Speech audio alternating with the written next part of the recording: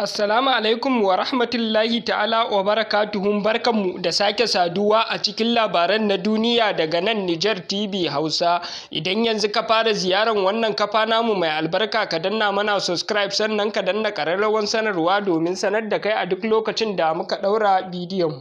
A cikin labaran namu na yau za ku ji cewa a can jihar Tawa, inda sarkin na Tawan wato Ado Musa ya tara wani taron gangami don amsa kira ga shugaban jagoran majalisar ceton ƙasa General Brigadier Abdulrahman Chani, wanda ya yi ga 'yan ƙasa gabaki ɗaya domin su kasance masu addu'o'i safiya da maraice.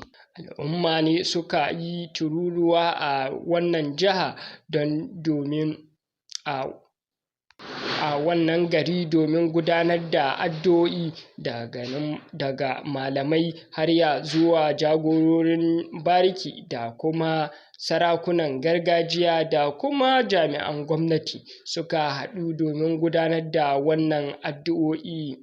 An gudanar da sallar alƙunutin ne domin nema ma ƙasa addu'a da neman nasara ga ƙasa da kuma samun nasara a kan abokan gaba. Dukkanin waɗansu ƙasashe da suke yi ma ƙasar ta Nijar zagon ƙasa, Allah ya tona asirinsu kuma ya yi musu maganinsu.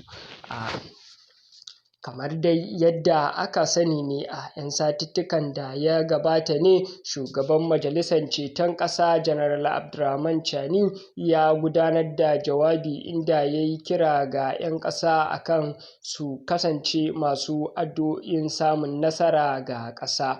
Wannan kira nashi ta samu gagarumin amsuwa, inda a lungu da saƙo na ƙasar sai ka ji ana ta gudanar da addu'a. Babu wata rana da za ka tashi baka ji wani labari wanda ya shafi wannan addu'o'i da ake gudanarwa ba.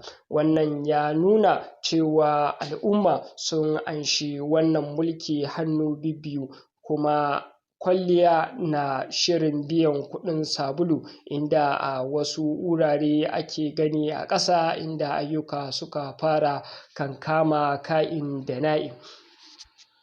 Gwamnan na jihar ta Tawa da ya anshi abin magana ya yi godiya ga al'umma daga wannan amsa kira da ya yi, sannan ya miƙa saƙon jinjina da godiya ga al'ummomi dangane da wannan abu da suka yi, da kuma saƙon shugaban ƙasa da 'yan majalisarsa ya zuwa ga waɗannan bayin Allah da suka shirya wannan gagarumin taro.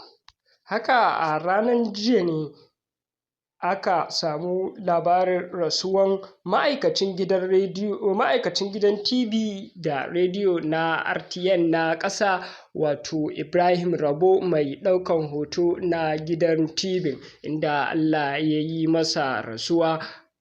Kuma manya daga cikin wannan gida, daraktoci da dukkanin al'umma sun je taya 'yan uwa da abokan arziki jajensa, inda suka raka shi har zuwa gidansa na gaskiya.